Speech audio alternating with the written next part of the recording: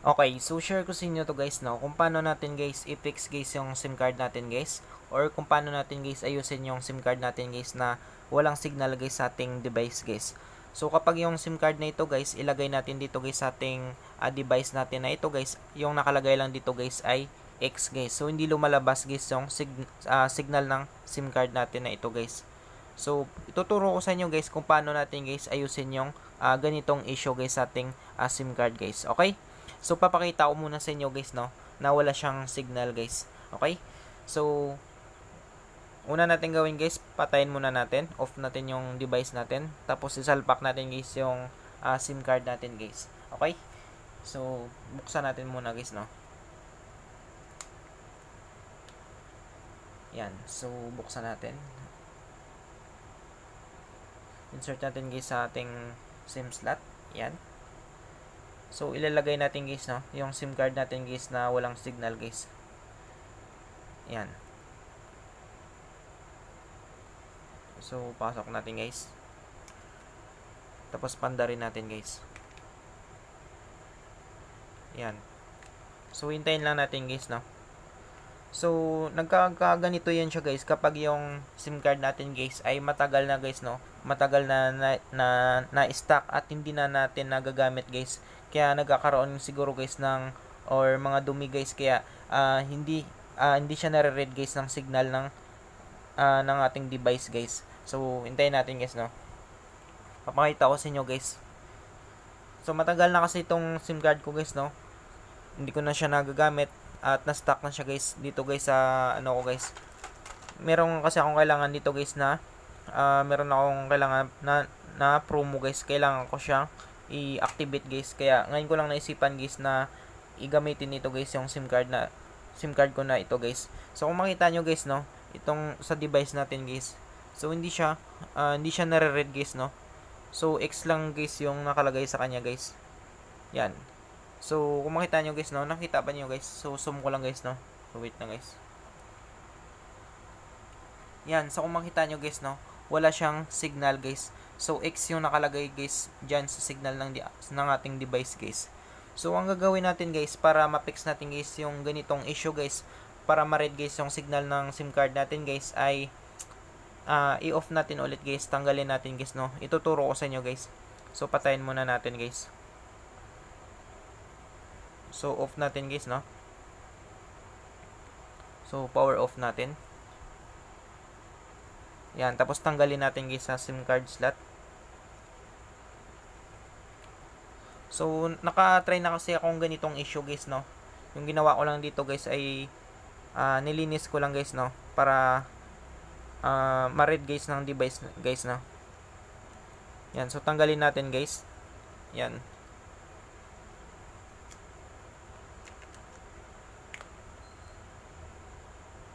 Yan. So, ano muna natin yan. So, dyan lang muna. So, ito siya guys, no, yung SIM card natin guys na hindi siya guys, hindi lumalabas guys yung signal niya guys, ya. Yung signal niya guys sa device guys. Yan. So, kung makita nyo guys, nilinis ko na rin to dati guys, no, pero bumalik naman siya guys, kasi hindi ko na siya nagagamit. So, ngayon guys, ituturo ko sa inyo guys kung paano natin i-fix yung mga ganitong SIM card guys. Yan. So, una natin gagawin guys ay maghanap lang tayo guys ng matulis na mga bagay. So, ito guys, pwede ito siya guys, no. Pwede natin ito siyang gamitin guys. Or, ito guys, no. So, pwede rin natin gamitin to guys. Basta matulis guys, no. So, ang gagawin natin dito guys, sa SIM card na ito guys, para magkaroon guys ng signal guys, ay ganito lang gagawin natin guys, no. So, iyan ako muna guys. Ibaba ko muna guys, no, para ma-zoom natin guys, makita natin guys. So, wait lang guys, no. Yan. So, ang gagawin natin guys sa SIM card na ito guys ay ikaskasin lang natin guys, no. So, dandaan lang natin guys. So, kung may makita kayong dumi dito guys, halimbawa may nakita kayong dumi dito guys sa SIM card na ito guys, so tanggalin lang nyo guys, no. Ikaskasin lang nyo guys, ganyan-ganyan lang nyo guys, no. Yan. So, ganyan-ganyan lang nyo guys hanggang sa matanggal guys yung mga dumi guys, or nagkaroon siya guys ng mga lumot-lumot guys, no. Yan. So, kapag nagkaroon yan siya ng lumot-lumot guys, or mga dumi guys, so, hindi talaga siya ma-read guys ng device natin guys, no? Kaya, kailangan natin guys, ay tanggalin natin guys, no? So, papakita ko sa inyo guys. So, ang gawin lang nyo guys, ganito lang guys, no? Ganyan lang. Yan. So, ito may mga dumi siya guys, no? So, tanggalin lang natin yan. So, maliit yan siya guys, no? So, kailangan lang nyo guys, tignan guys, no, kung saan yung madumi guys. So, halimbawa guys, no, yan siya guys, no, madumi siya. So, tanggalin lang natin yung dumi na yan guys. Yan, para mag-function guys yung SIM card natin guys, no. Yan. So, linisin lang natin guys, no, para magkaroon guys siya ng signal guys. Yan. So, kaskasin lang natin guys. So, dandan lang yung pagkakaskas nyo guys, no, kasi baka wag nyo masyadong dinan kasi baka masira yung SIM card, lalong masira guys yung SIM card natin guys, hindi na siya mabasa guys, no. So, dapat dandan lang guys, no. So, kung may makita yung dumi, yun lang yung tatanggalin nyo guys, no. Yan. So, ngayon guys, ibalik na natin guys. So, sa akin guys, natanggal ko na guys, no. Yan. So, linisin lang natin guys. So, ngayon guys, ibalik na natin guys sa phone natin. Yan. So, try natin guys, no, kung magkaroon siya guys ng signal guys, no.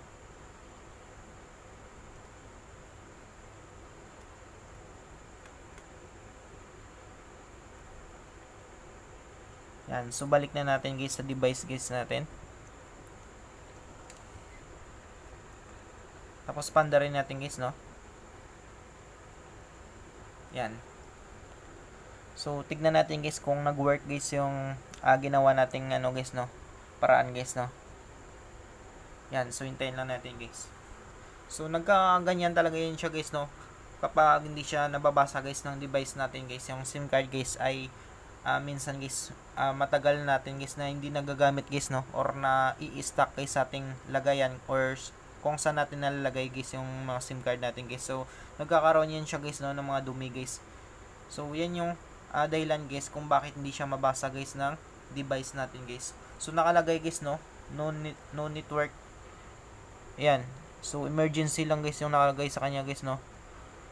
So, emergency calls only. Yan. So, kung makita nyo guys, no, so, letter X pa rin guys. X pa rin guys nung nakalagay guys. Makita nyo guys. So, X pa rin guys yung nakalagay guys, no. Yan. So, X pa rin nakalagay guys. So, wala pa rin siyang ano guys, no. Wala siyang signal guys. So, linisin natin ulit guys, no. So, patayin natin ulit guys. So, ganun lang yung ano natin guys, no. Ganun lang yung ano natin guys, gawin natin guys. Hanggang sa magkaroon siya guys ng signal guys, no. So, ulit-ulitin lang natin guys. So, buksan natin ulit guys. So, kapag ganun nga guys, no, kapag hindi pa rin siya hindi pa rin lumalabas guys yung signal niya guys sa ating device guys. So, ganun lang gawin natin ulit guys, no. So, linisin pa natin guys, lalong linisin natin yan guys.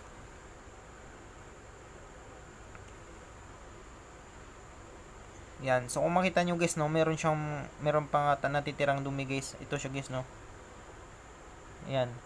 So, tanggalin natin yan guys hanggang sa mabasa siya guys, no.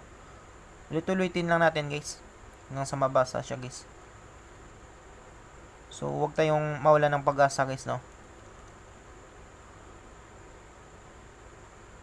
So, tanggalin lang natin guys yung mga dumi-dumi niya. Matagal ako na kasi itong hindi nagagamit guys, no. Na-stock ko ito siya guys, siguro mga 1 month guys. Yan, so hindi ko siya nagagamit guys.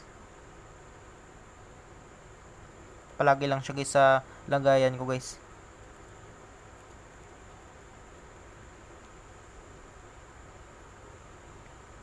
So, dandaan lang natin guys, no. Dandaanin lang natin guys.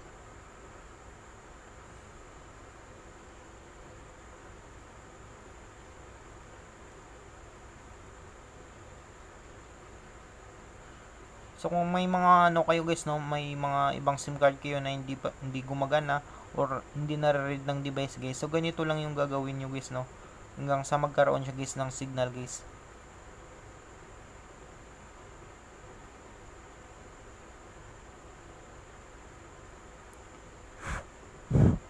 So ito na siya guys. So try natin ulit guys, no. So ganun lang gagawin natin guys hanggang sa magkaroon siya guys ng signal guys, no. So salpak natin ulit guys.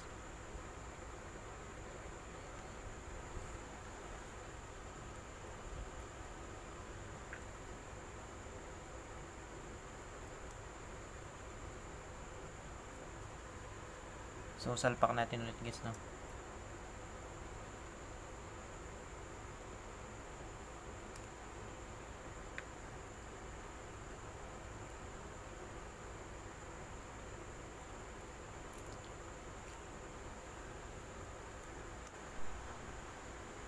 So pandarin natin guys, no. Yan, so wait lang natin guys.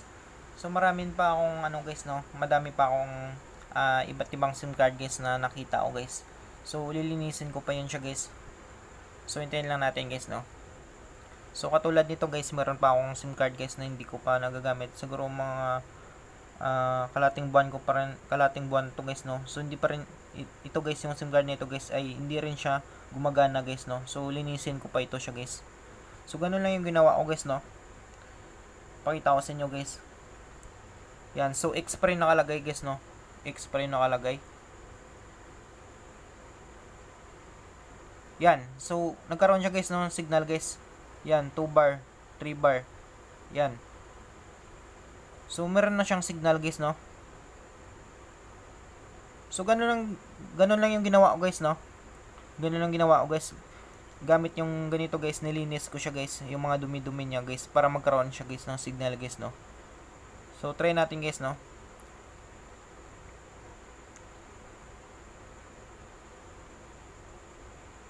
Yan. So gumagana guys, no. Meron siyang 4G guys. Kung makita nyo guys, no. I-zoom natin guys. Yan. So yan yung ano guys, no. Yan yung proof guys na gumagana guys yung SIM card natin guys. So nadidetect siya guys ng data guys. So 4G guys, no. So kanina talaga guys, X talaga yung nakalagay dito guys, no. Wala kayong makita guys na bar dito guys, or 4G guys, no. Yan. So may lumabas na guys. So ibig sabihin guys ay gumana guys yung ginawa natin guys sa SIM card natin guys. Okay? So ganun lang yan guys, no. Ganun lang kadali guys kung paano natin guys i-fix guys yung SIM card natin guys na walang signal or hindi binabasa guys ng ating device guys. Okay? So sana guys ay makatulong sa inyo itong video tutorial natin guys. So maraming salamat sa panonood guys, no, and God bless sa ating lahat guys.